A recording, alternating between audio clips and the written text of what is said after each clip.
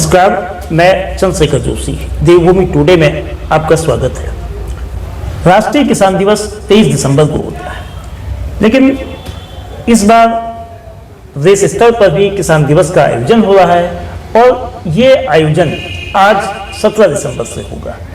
उत्तराखंड में, चूंकि उत्तराखंड भी कृषि प्रधान क्षेत्र है, इसलिए प्रदेश सरकार ने आज सभी जिलों में, सभी जिला मुख्यालय, सभी ब्लॉक मुख्यालयों में किसान दिवस का आयोजन किया है। सरकार के द्वारा निर्णय लिया गया है कि प्रत्येक माह के द्वितीय बृहस्पतिवार को किसान दिवस का आयोजन किया जाए।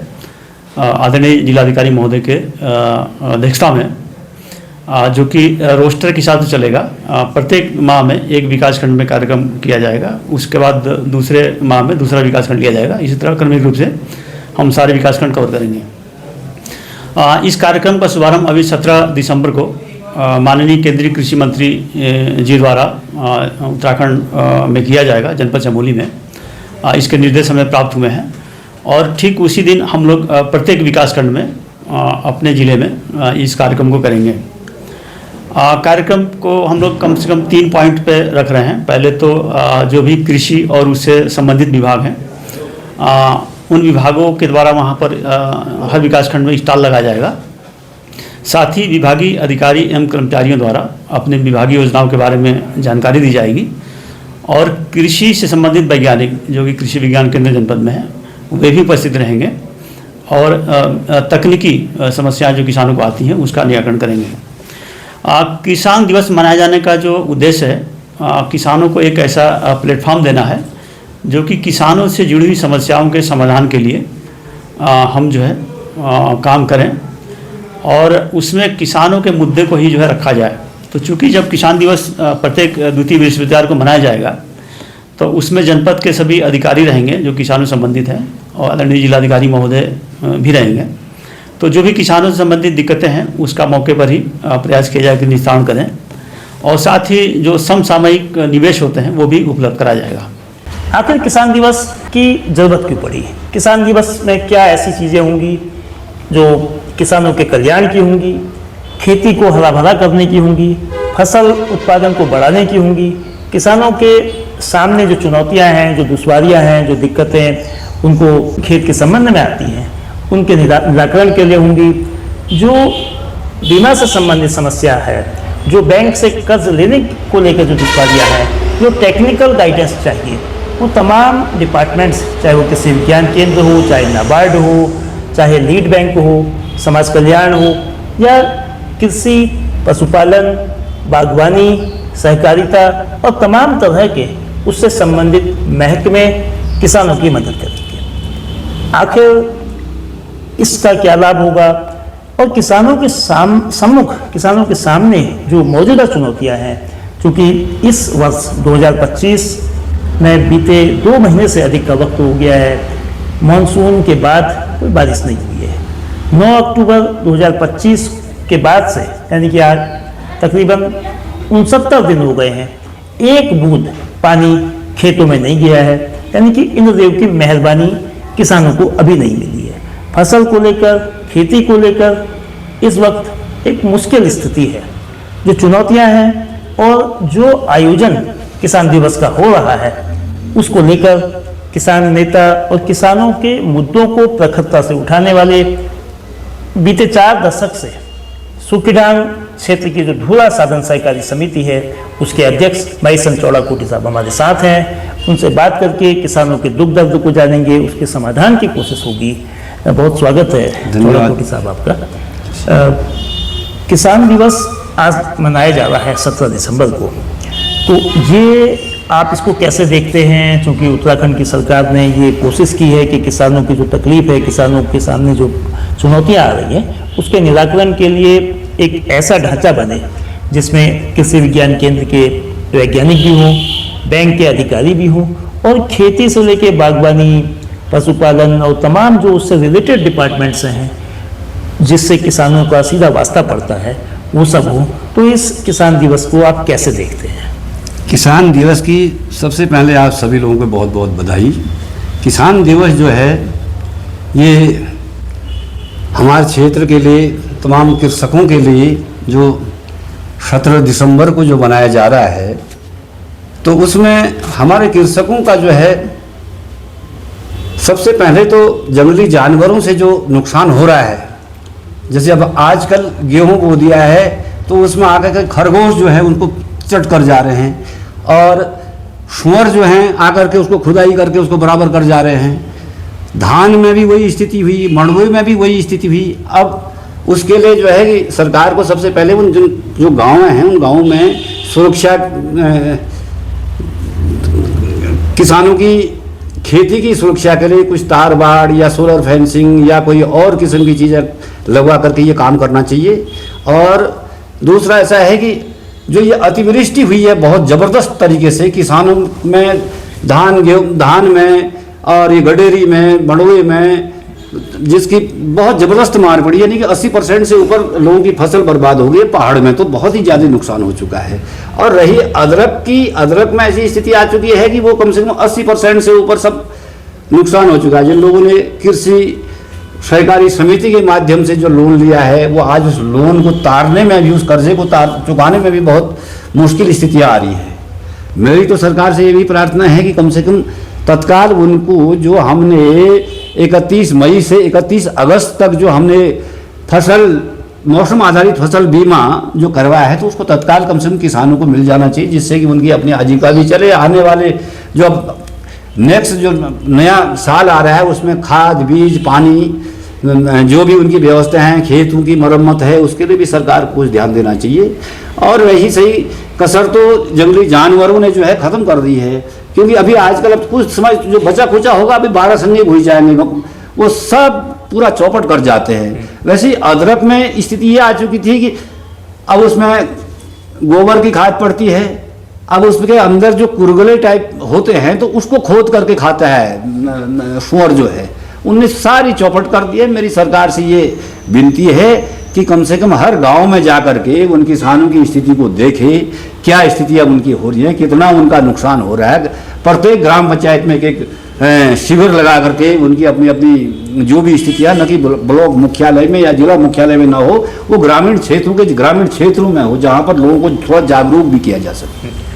आपने चौड़ाकोटी जी किसानों के सम्मुख जो जंगली जानवरों की चुनौती है उसका जिक्र किया, बारहसिंगे की बात करी। कई जगह सुंगर, कई जगह बंदर, मैदान में हाथी भी हैं, और पर्वतीय क्षेत्र में सुंगरों का है, और एक नई तरह की दिक्कत तेंदुए को लेकर है। यानी कि खेतों पर सीधा असर जंगली जानवर कर रहे हैं, साथ में खेतों में किसान ना जा पाए उसके लिए तेंदुए जो उनके जीवन के लिए भी असुरक्षा पैदा कर रहे हैं, साथ में कृषि और कृषि से संबंधित पशुपालन इत्यादि के काम को प्रभावित कर रहे हैं। ये तो एक समस्या है ही। साथ में जो सिंचाई की जो दुश्वारियां हैं, जैसे इस वक्त 9 अक्टूबर के बाद से बारिश नहीं हुई है, सिंचाई के अभाव में फसलें सूखी हैं और फसलों को उनके ग्रोथ पे असर पड़ रहा है, भारी नुकसान का अंदेशा है। सरकार ने बेशक प्रधानमंत्री किसान कृषि बीमा योजना है, प्रधानमंत्री मौसम आधारित फसल बीमा योजना है, कई इस तरह की योजनाएं चली हैं, लेकिन उसको लेकर भी अलग अलग समय में समस्याएं आती रही है। तो आप कैसे ऐसे मसलों को, जो किसानों को मरहम का काम करे, उनके जख्मों पर मरहम देने का काम करें, उनको कैसे राहत मिल सके? अब सबसे पहले तो यह है कि आजकल अब जैसे गेहूँ बो दिया है खेत में और सरसों बो रखी है खेत में, अब बारिश न होने से वो बिल्कुल ही ख़त्म होने की कगार पर है। सरकार को कम से कम हर गांव में कुछ बोरिंग करा करके, जो भी ट्यूबवेल वाली स्थितियां जो लगा करके, जहां जहां रोड पहुंची हुई है वहां पर लगा करके उनके लिए सिंचाई के साधन तैयार करने चाहिए, जिससे कि किसानों की जो कि खेती बाड़ी में जो थोड़ा ठीक ठाक किस्म से उनकी आजीविका चले। अब पानी ना होना पहाड़ में, तो वहाँ पर तो ऐसी स्थिति है कि जो बारिश के ही भरोसे हुआ वो सब। और उसमें ऐसा है, सरकार को थोड़ा सा उन जो जंगली जानवर जो नुकसान कर रहे हैं, अब आजकल ऐसी स्थिति आ चुकी है कि लोग जाते थे रात को अपना वहीं पर खेतों में ही अपना डेरा बना करके रहते थे। अब ये तेंदुए की डर से लोग जा ही नहीं रहे हैं, वैसे भी चौपट हो चुका है सारा। अब इसलिए मेरी तो सरकार से विनती है कि कम से कम जा करके उन किसानों के लिए जो भी इस टाइप की स्थितियाँ बनती, कोई नई व्यवस्था बना करके, जिससे कि उनके सिंचाई की भी सुविधाएं हों, जहाँ पर बूल वाली स्थितियाँ हैं बूल बने, जहाँ पर टैंक बनने हैं या ट्यूबवेल वाली स्थितियाँ हो, जो मैदान खेत जहाँ पर वहाँ ट्यूबवेल भी लग सकता है, जिससे कि तब खेती लोगों की आजीविका भी चलेगी और किसानों को फायदा भी होगा। अब नुकसान तो सबसे पहले तो जंगली जानवर कर जा रहे हैं। बची खुची जब बरसात न होने से, अब आप 9 अक्टूबर से बारिश नहीं हुई है, अब नवंबर आ गया, दिसंबर, अब जनवरी आने को भी तैयार, अभी तक बारिश नहीं है, तो किसान तो वैसे ही परेशान हो चुका है क्योंकि फसल सूख चुकी है उनकी। तो मेरी सरकार से ये विनती है कि कम से कम किसानों को जो जिस टाइप से कि फसलों की सुरक्षा हो, पानी की व्यवस्था हो, गांव-गांव जा करके हर प्रत्येक ग्राम पंचायत में जाके हर किसान से भी मालूम करना चाहिए कि आपकी भाई क्या परेशानी है, क्या स्थितियां हो रही है, आपको कौन सा बैंक कर्जा नहीं दे रहा है। हम तो सहकारी समिति के माध्यम से जो भी उनके जितना भी बनता है हम पकड़ कर किसान को 1 लाख, 1.5 लाख, 2 लाख रुपए तक हम देते ही हैं, उनका बीमा भी करवाते हैं।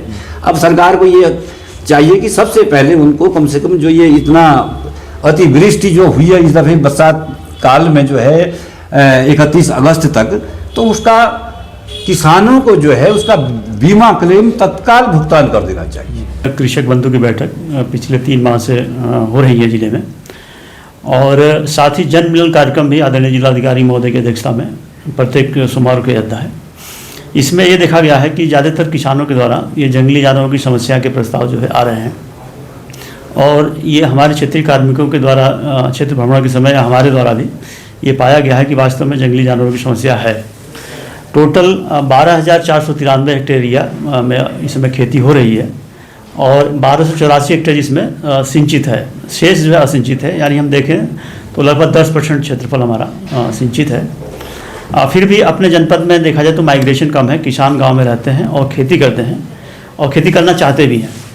तो उनकी पहली मांग तो यही है कि हमें जंगली जानवर से फसलों को सुरक्षित किया जाए। तो मैं बताना चाहूँगा कि वर्तमान में हमने जिला प्लान में 25 गांव लिए हैं जो कि क्लस्टर के रूप में हम लोग डेवलप कर रहे हैं, और भविष्य में भी जिला प्लान में रखने का प्रस्ताव है।